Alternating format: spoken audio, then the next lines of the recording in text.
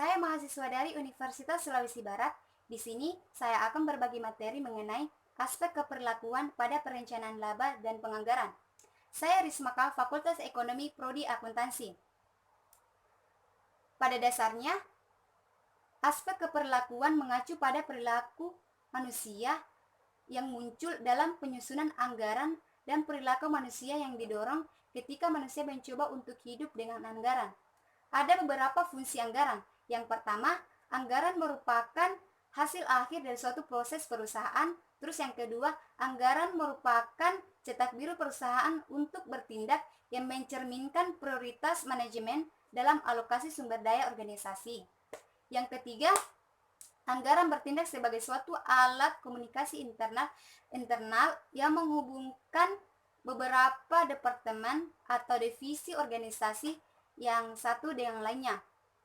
Pandangan perilaku, kemudian selanjutnya pandangan perilaku terhadap penyusunan anggaran. Ada beberapa tahapan dalam penyusunan anggaran. Yang pertama, penetapan tujuan, kedua implementasi, yang terakhir pengendalian atau evaluasi kinerja. Kemudian, untuk menyusun suatu anggaran atau rencana laba, terdapat beberapa langkah-langkah yang harus diambil. Yang pertama, manajemen puncak harus memutuskan apa yang menjadi tujuan jangka pendek perusahaan dan strategi yang mana yang digunakan untuk mencapainya. Yang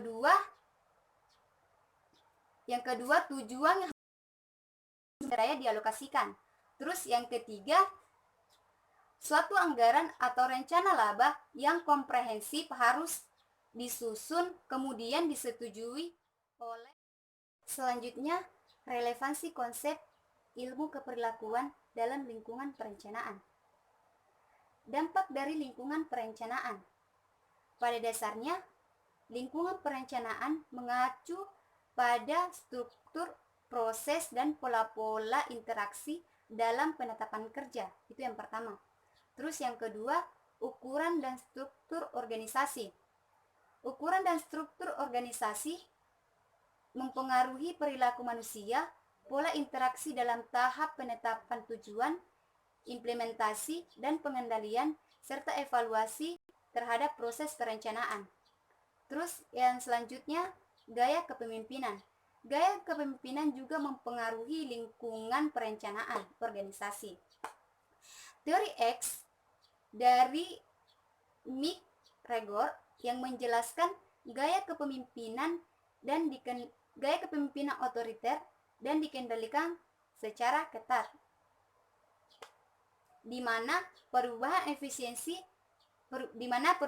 efisiensi dan lingkungan mengharuskan pendekatan manajerial untuk berurusan dengan bawahannya.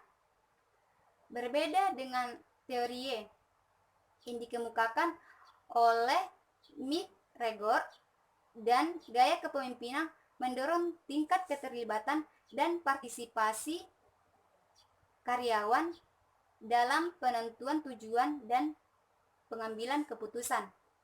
Kemudian yang terakhir adalah stabilitas struktur organisasi, stabilitas lingkungan organisasi. Faktor lingkungan eksternal juga mempengaruhi lingkungan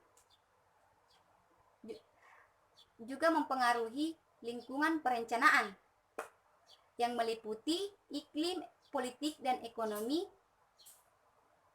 Terus struktur industri yang melayani organisasi. Kemudian yang terakhir adalah hakikat persaingan.